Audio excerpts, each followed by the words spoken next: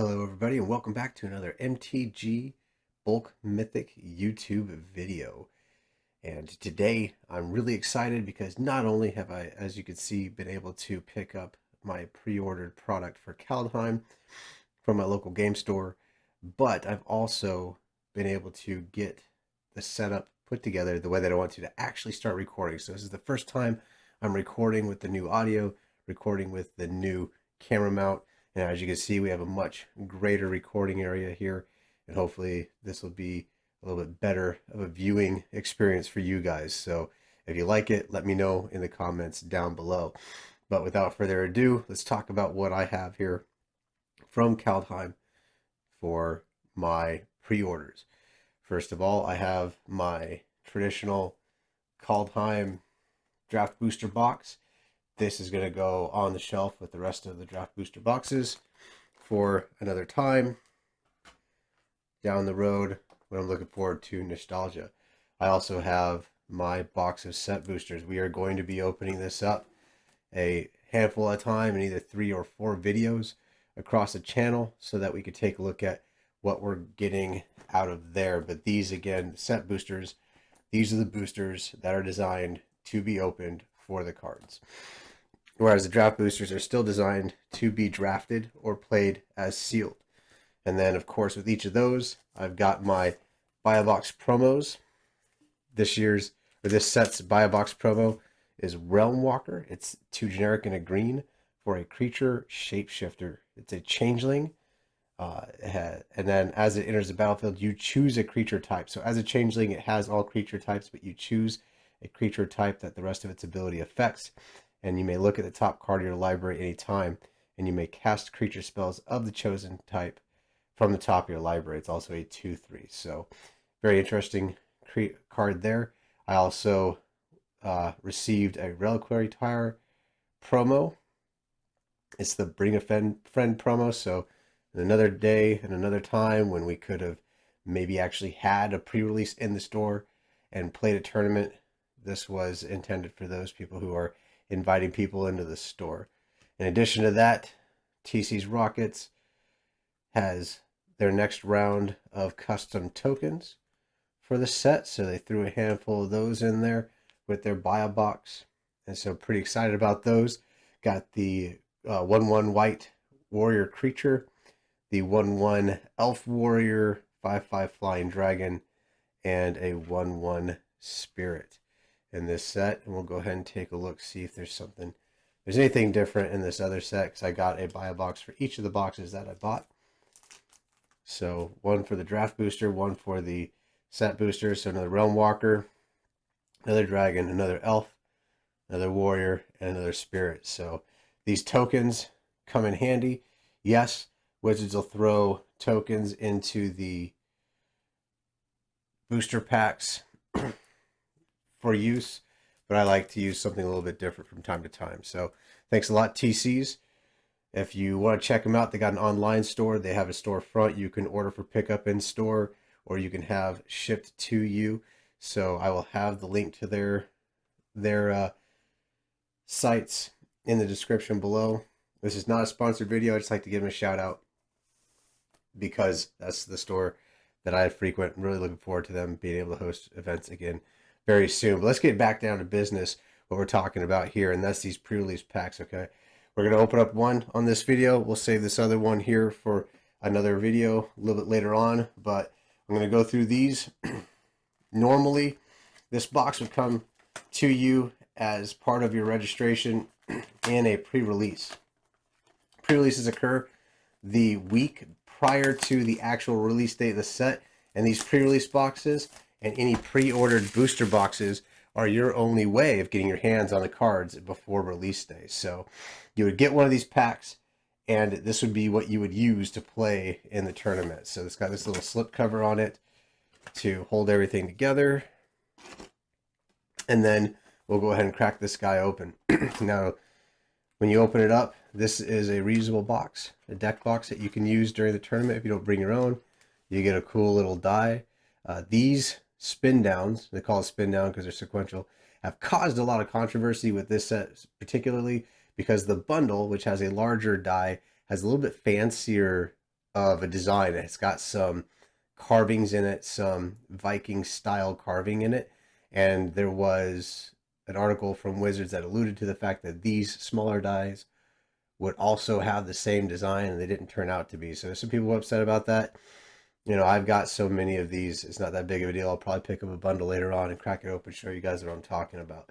But what else comes in this box right here? You get a little insert that talks to you about how to build a sealed deck, because that's what the tournament involves. So if you're not used to deck building or limited, then you can check that out for some tips and tricks. Then you get one foil stamped rare or mythic rare from the set at random, and the date on it is the date of the pre-release weekend, so you know that this is the pre-release foil. In our case, it's the Icebreaker Kraken, 10 generic and 2 blue for a snow creature Kraken. It's an 8/8 creature.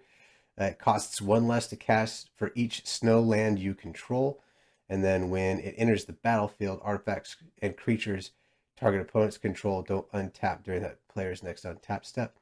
And I may return 3 snowlands I control to their owner's hands to return this to my hand as well. So it's got the Pearl Lake Ancient ability where you can return lands to your hand to bring it off the battlefield to kind of protect it and then recast it later. The drawback on that is you have 3 fewer lands. Those are probably snowlands, which went to reducing the casting cost, but it's better than losing your 8/8. And allows you also to recast it for that enters the battlefield ability. So that's kind of interesting. Not too sure how powerful that is, but we'll go ahead and set this to the side. And then you end up with this card. On the back side of it is an arena code for 6 packs on arena of the current set. Each account on arena can use one of these codes. I've already used one, so this one here will put up. I'll find a way to kind of give that away. You know, stay tuned for details on how you can earn that. You get a little divider card so that you can divide your deck from your sideboard. And then you get 6 booster packs of the current set. And then what you would do is you would open all 6 of these, take any number of cards from it, add any number of basic lands to that pile to build a deck of at least 40 cards. Then your sideboard being the remaining cards that you didn't put in your deck. And then you would play a tournament and there would be prizes, etc. So let's go ahead and crack these open and see what we would have had in addition to our Icebreaker Kraken. Now, when I open these up for a tournament, what I would do is I would sort them by color and then kind of keep an eye open for the cards that come out that I'm kind of excited about. So I haven't paid too much attention to the spoilers because there isn't a tournament to go play. But if I see something that kind of grabs my attention, I'll explain it to you guys. Just like this Augury Raven right here. 3 generic and a blue for a 3/3 flying creature bird. It has Foretell. Now, Foretell is one of the marquee mechanics of this set. The Foretell mechanic, the way it works is you may pay 2 generic mana and exile this card face down from your hand. And then in any time later on, not the same turn that you foretold it, and at the same timing of the spell itself, you can cast it for the foretell cost. So instead of, essentially you can split the cost of this creature in this instant into 2 different steps. You can foretell it on turn 2, and then on turn 3 it's a 2-drop instead of paying the full amount of mana. So that's kind of a cool little thing there. You can protect spells from hand hate. You can protect yourself from having to discard to hand size, all that kind of stuff. So very interesting way to put some bluffing even into it. Snow is another one of the big ones if you couldn't tell from the Kraken. And here's a 2 mana 2/2 snow creature elf rogue that has tap to untap a snowland. We got Portfolio, and here is a showcase frame, Maja Bredegard Protector. So this is a 2 generic green white for a 2/3. So it's a 5 mana 2/3, but other creatures I control get +1/+1. And whenever a land enters the battlefield under my control, I create a 1/1 white human warrior creature token. So that could be an interesting card. It's a kind of expensive for a landfall to have a landfall trigger, so I'm not sure if it's worth it. But if you're already going wide, it's a pretty good kind of overrun spell there too. Avalanche Caller, and then here is our mythic rare out of the first pack, Eradicator Valkyrie. So in this set, the angels are in white and black. This one is black. It's 2 black for a 4/3 angel berserker with flying lifelink hexproof from planeswalkers. So it cannot be targeted by the abilities of planeswalkers. And it has Boast, another marquee mechanic new to this set. And Boast is an ability that once this creature has attacked, anytime after that for the rest of the turn, you can activate this ability. And in this case, it's 1 and a black to sacrifice a creature. Each opponent sacrifices a creature or planeswalker. So you have to put it into combat, and then as soon as you've done that, anytime the rest of that turn, you can activate that ability. And then we have a Snow Swamp, basic Snow Swamp. Give ourselves a little bit more room here. Human Warrior creature token. So moving along, we'll pick up some of the pace here. See what else we have. Red and black is the Berserker colors. Blue and green are the snow colors. Black has a little bit of a snow sub-theme, like this Priest of the Haunted Edge, but it's mostly in the blue and green. What else have we got here? Mistwalker is another changeling, so to assist in some of the tribal mechanics, they've thrown in changeling in this set. Really good for limited play. Another one of the non-basic. And here's Coma Cosmos Serpent. Now this thing is a house. It's second pack, second mythic. Super excited about this. So it's 3 generic green, blue for a 6/6 legendary creature serpent. It cannot be countered, and at the beginning of each upkeep, create a 3/3 blue serpent creature token named Coma's Coil. So that's on your upkeep, that's on your opponent's upkeeps. Every upkeep, all the time, as long as this is in play, you're going to get a new 3/3 every time. Now, what can you do with those 3/3s other than attack and block? You can sacrifice another serpent to either tap a permanent and its activated abilities can't be activated this turn, or Cosmos Serpent gains indestructible until end of turn. So you can use them to protect Coma. You can use them to manipulate your opponent's board state. Pretty powerful card. Recently saw the most recent game nights by the Command Zone, where one of the players was playing this as their commander, and it was extremely powerful in Commander, because you could imagine you're going to, if you're playing 4-person table, you're going to get 4 coils all the way around the table. On each upkeep, you're going to get another coil. So that's pretty exciting as well. Shimmerdrift Veil. This is a common land, but I'm really excited about it. One of these is going to go into my Send Triplets deck because I can make it any color I need to, so I can cast my opponent's spells.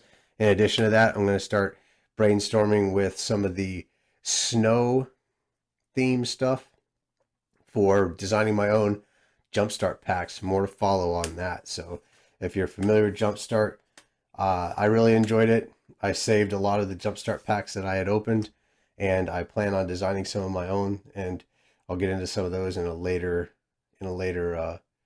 video. But here's Weathered Runestone for 2 generic mana. It's an artifact.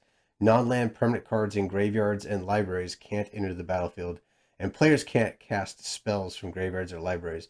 So it turns off graveyard shenanigans, actually turns off the Realm Walker ability of casting creatures of the chosen type from the top of your library. So very interesting there. And then another mythic. So no kidding, people. We've gotten 3 mythics out of 3 packs. Tyvar Kell, and they've all been green, blue. Actually, no, I think I had, what was the other one? I don't remember. Anyway, we'll look back. We'll find them later. But Tyvar Kell is one of the planeswalkers of the set. He's an elf. It's 2 generic green for a 3 loyalty planeswalker that says elves you control have tapped to add a black.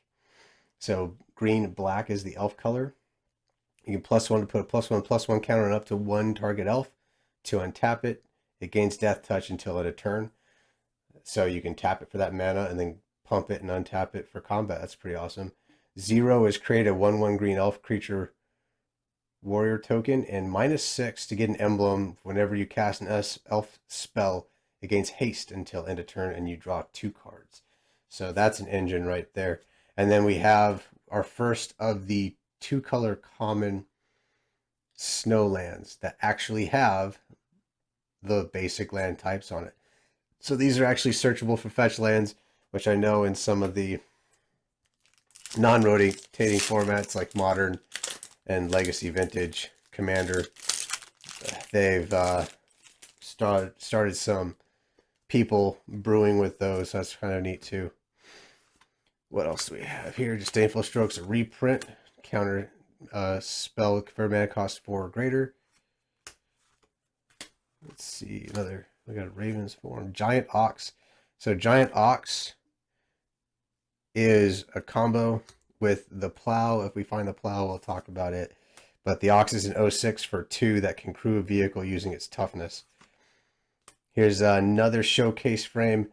Morite of the Frost. It's a 0/0 for 2 green and 2 blue. Changeling Shapeshifter. Legendary snow creature. You may have this creature enter the battlefield as a copy of a permanent you control, except it's legendary and snow, in addition to all the other types. If it's a creature, it enters with 2 additional +1/+1 counters and is changeling. So green blues looking pretty good up here, at least in the 2-color spells. I got plenty of blue cards so far. Green's a little thin, but I think we can make that work. And here's another mythic. No kidding. I haven't opened a regular rare yet. So we've got Orvar the All Form as another legendary creature shapeshifter. It's 3 and a blue for a 3/3 changeling. Whenever you cast an instant or sorcery spell, if it targets 1 or more other permanents you control, create a token that's a copy of 1 of those permanents. When a spell or ability an opponent controls causes you to discard a card, create a token that's a copy of a target permanent. That's pretty powerful there too. And a Snow Forest, or Snow Plains. Add card. Thank you, Wizards. So even though they do put tokens in that last slot, every once in a while I just get a double-faced add card. It's like, really? I'm already buying your packs, people. Just give me the token. At least I can play with that if I end up needing it in my pool. So what else we got? Axgard Braggart. So this right here is a house in limited. It's 3 generic and a white for a 3/3 dwarf warrior, but it has boast. So again, once this attacks, you can activate this, and you can activate it even at the end of declare attacker step. And it is pay 1 and a white, untap it, and put a +1/+1 counter on it. So you can attack with this. If you have 1 and a white open, then you have threat of activation to untap it. So it's pseudo vigilance, and it gets a permanent pump. Pilfering Hawk is a loot engine. Glittering Frost is your mana ramp and fixing. Wither Crown. So haven't seen any of the runes yet. We'll go ahead and talk about those real quick in case we don't. So runes are an enchantment that you can put on any permanent. So creature, equipment, or land, any permanent, but they have an ability and they immediately draw a card when they enter the battlefield. And so you can put those, namely on, you want to put them on a piece of equipment, so because it adds things like Death Touch, Vigilance, Lifelink, all that kind of stuff to the creature that they're attached to. So here's Battle of the Frost and Fire, first rare in the rare slot. It's another saga, so they're back, and they're pretty awesome in this set here. So this one, Chapter 1 is Battle of Frost and Fire, deals 4 damage to each non-giant creature and each planeswalker. So blue and red is the giant and wizard theme, and then so there's a lot of giants and wizards in those two, and there's actually a pretty heavy giant sub theme here. Then you got Scry 3 on Chapter 2, and then whenever you cast a spell with converted mana cost 5 or greater this turn, draw 2 cards and discard a card. And if you're playing giants, chances are your creatures are expensive. So that's going to be pretty well given, especially if you're already paying 5 mana for the saga itself. In our last pack, let's cap this off. We got some more good blue stuff going on here. So green actually ended up stacking up a little bit, especially with those snow creatures, so I might be able to do something with that. Annul. Here's another saga, the Black-Red Saga. And it says you may sacrifice a creature when you do. This saga deals 3 damage to any target. Chapter 2 is each player discards a card. Chapter 3 is return target creature card from your graveyard to the battlefield. Put a +1/+1 counter on it, and it gains haste until your next turn. So it's pretty interesting that they put your next turn on there, because normally it's just this turn, and really haste only matters when it enters the battlefield. But if it's coming in at an end step, maybe. I mean, either way, it's going to be in play until your next upkeep anyway. At that point, haste is irrelevant. So we have Inga Rune-Eyes, which is a 3 colors and a blue. Legendary creature, human wizard. 3/3. When it enters the battlefield, scry 3, and then when it dies, draw 3 cards if 3 or more creatures died this turn. Runed Crown. And then here is another Tyvar Kel, but in this time, we're getting the full art, alternate art version. So 2 Tyvar Kel in 1 pre-release deck. That's pretty powerful, especially if we're trying to go into blue-green snow here. So I'm pretty excited about that. Taking a quick look through all of this. I mean, I've got plenty of good blue. I've got the good blue green rares and mythics here in Coma and Morite of the Frost. I've got 2 Tyvar Kels. I've got an Icebreaker Kraken. Looking at my Snowlands, I've got 1 Rimewood Falls, 2 Rimewood Falls, and a Shimmer Drift Veil, as well as 1 Snow Forest, because even though these are basic lands, you can't add additional snow basics. So if you're trying to go snow theme, you got to work with what you got. But that's a pretty good start to blue-green snow. But what I will do is I'll catalog this, put it in the show notes. Go ahead and leave a comment on what you think you'd build out of this pool.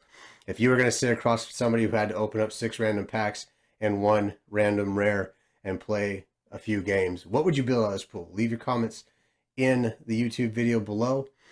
Stay tuned for how you can win a pre-release code to grab yourself 6 free booster packs on Arena. And if you've got anything else that you'd like to see from the channel, don't be afraid to let us know. And if you're liking this, don't forget to actually like the video, subscribe, share with a friend, and let everybody know that we're out here sharing our hobby together.